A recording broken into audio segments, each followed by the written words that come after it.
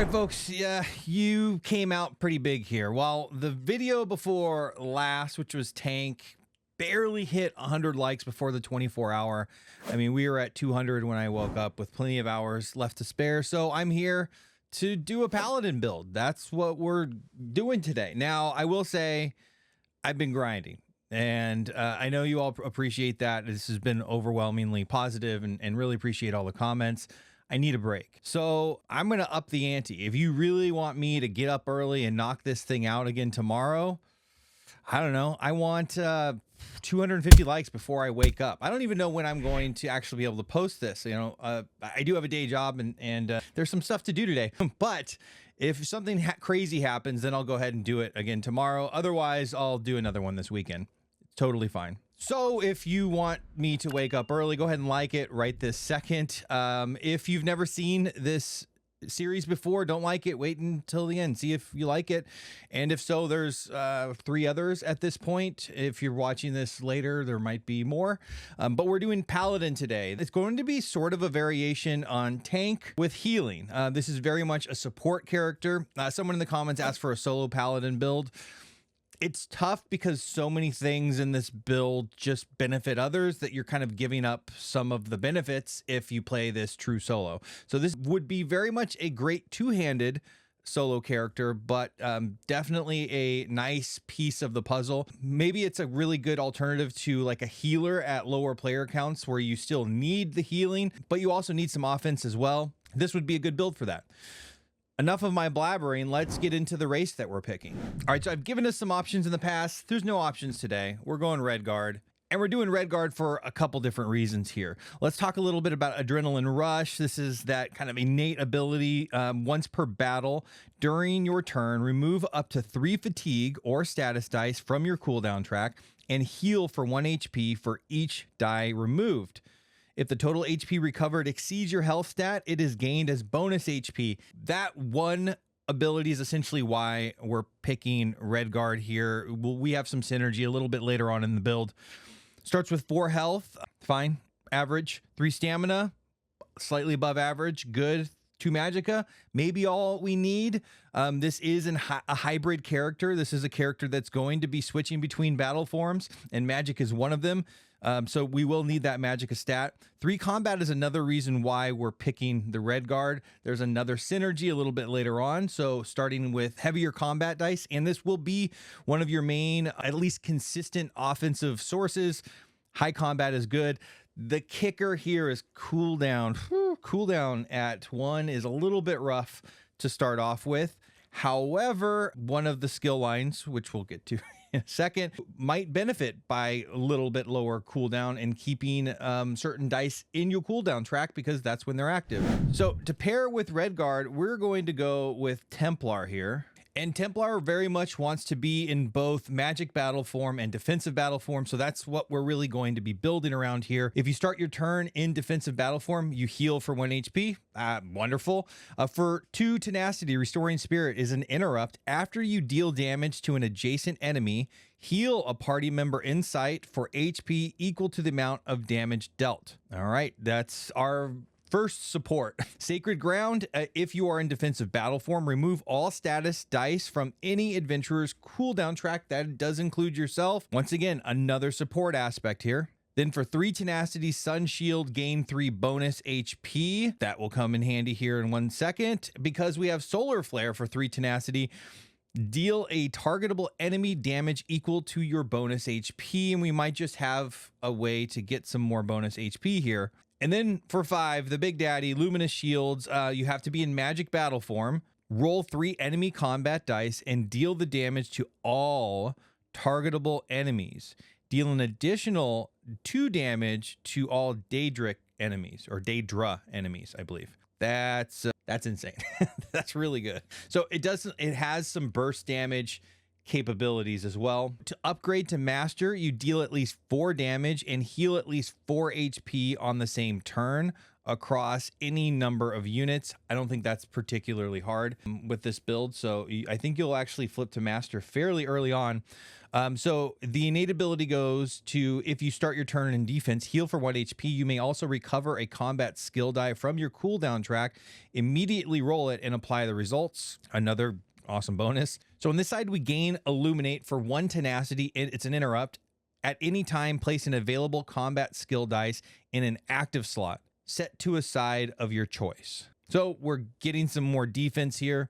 Restoring Spirit stays the same. Sacred Ground stays the same. Sun Shield stays the same. Solar Flare stays the same. And Luminous Shards, the cost of tenacity actually goes down to 4 from 5. But the big bonuses here are that innate ability and Illuminate. Okay, Redguard, Templar.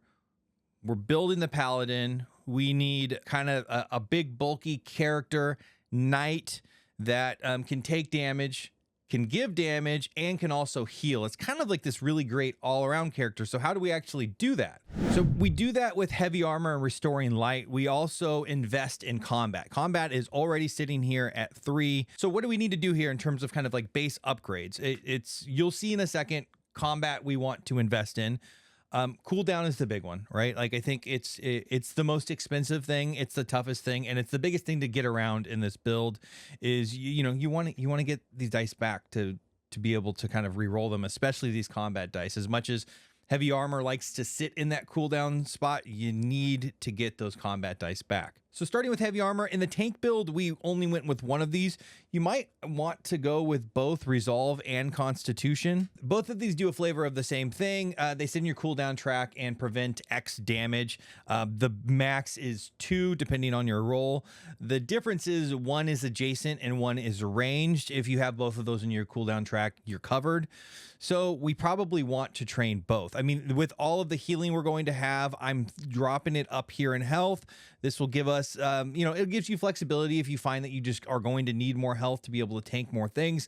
But we have defense, we have healing, so keeping that at 4 for the time being is probably okay, and kind of training out this top row with heavy armor is probably where you want to go. And the extra combat dice synergizes here with our level 2 selection, which is immovable. This was another big one in that tank build. I think it's just spectacular. It's like, to me, it's the marquee here.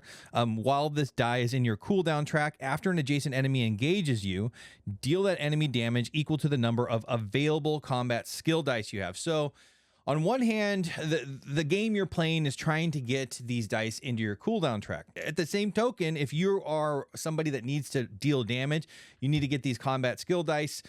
Once again, upgrading the cooldown is good, so you can constantly refresh these. As that cooldown gets to 3, maybe you start to build into stamina a little bit. But you are, this is going to be a close encounter melee character, essentially, while you'll still have some ability to do range with these combat dice. You're going to be up front taking hits and then throwing healing back to some of these other characters. And immovable is a really great way to benefit offensively from all of the defense that you can put out and all of the healing that you have. So being able to do that damage back, especially if you really invest heavily into something like combat here, you could be doing some major damage when you get engaged with, and have minimal loss if you have these heavy armor dice sitting in your cooldown track. If you really want to boost Resolve and Constitution, we can go with Ironclad. It will boost the amount of damage that it's able to block. The level 3s that we have here are kind of nice to have. Unstoppable. While this die is in your cooldown track, you may move 1 additional hex for each heavy armor skill in your cooldown track, and you may move into hexes occupied by non-quest units. When you do, the unit occupying the hex is placed in the closest unoccupied hex. In the outset there, it doesn't seem crazy powerful, but once you realize how much more important movement is, and strategically placing yourself and even being able to manipulate where your enemies are, it's actually huge. That is somebody that can really set the table if you're using Unstoppable for the other characters in the group, which is also really important in a group atmosphere, right? Like, this kind of comes back to, this is that hybrid offensive slash support slash tank slash healer, kind of the ultimate character. Now that I'm saying this out loud and talking to the camera about it, I'm getting more excited about this build as I go. I think it's actually, it could be pretty awesome. And then Juggernaut, we are going to train. This is our level 4 option here. This will be an expensive one once we get into this slot. It's 3 XP. So anytime you kind of go past those 4 skill dice, it really has to benefit you because it's an expensive upgrade. And we're going to be spending a lot on cooldown, hopefully. So getting here will take some effort for sure.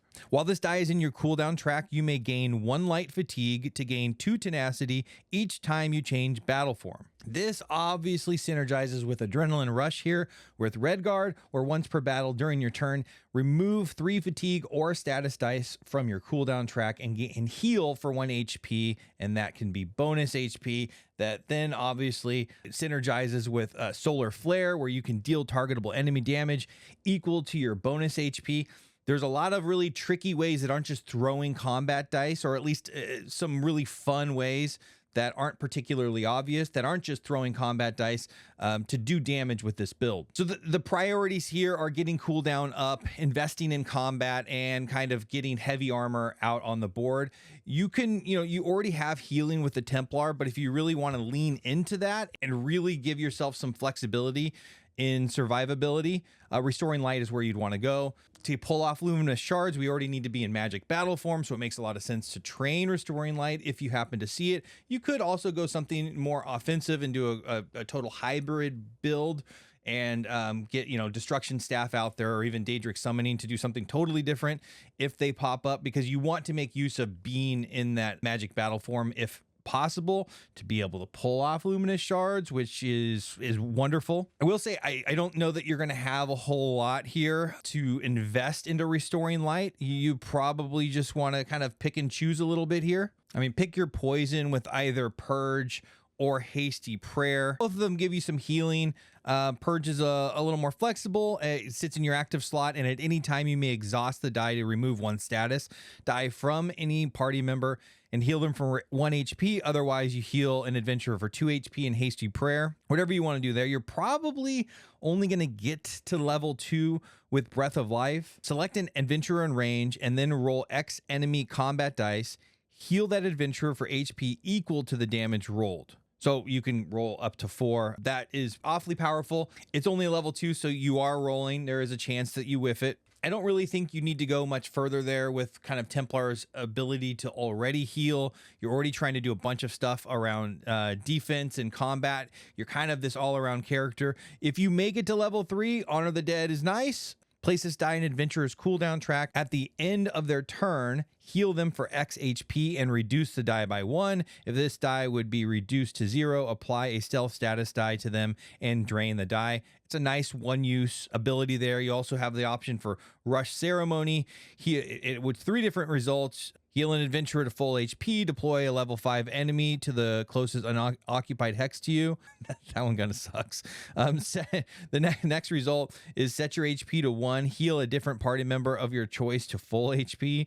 Oh boy. Maybe I don't recommend this one now that I'm reading these things out loud. Take up to 3 HP from each adventurer and redistribute them among adventurers as you choose. There's a lot of trade-offs with Rush Ceremony. You probably want to have a pretty high health to be able to use that. And then we have Rite of Passage. It's an active result. After resolving your recovery step, you may drain this die. Your turn immediately ends, and for the rest of the round, you cannot lose HP or gain status dice. At the end of the round, heal all adventurers to full HP. And then the Master Ritualist, you're not going to get to. I mean, you definitely could just go, train a level 1, 2, 3, and 4. After the adventurer is defeated, including yourself, you may immediately drain this die and set that adventurer's HP to 5.